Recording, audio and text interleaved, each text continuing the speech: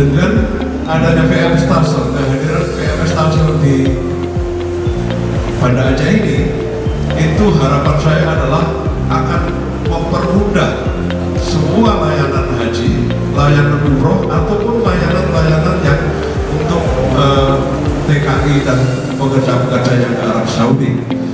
Maka dengan kehadiran ini di sini, kita tidak perlu lagi repot-repot dari sana. Kita begitu di sini langsung naik pesawat, sudah diakui bahwa kedatangan kita sudah seolah-olah sudah berada di Arab Saudi, berada di Mekah. Jadi maka peran daripada ini sangat menguntungkan, sangat memudahkan bagi warga Aceh yang melaksanakan umrah dan haji.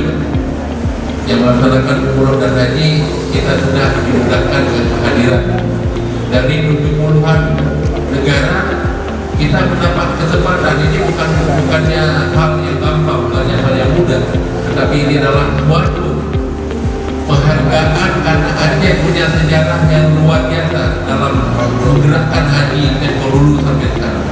Dan salah satu pilihan dari Komisioner Aceh Internasional katanya, dan juga rekan-rekan dari Aceh, kenapa di sini diambil? Karena Aceh berlaku syariat Islam.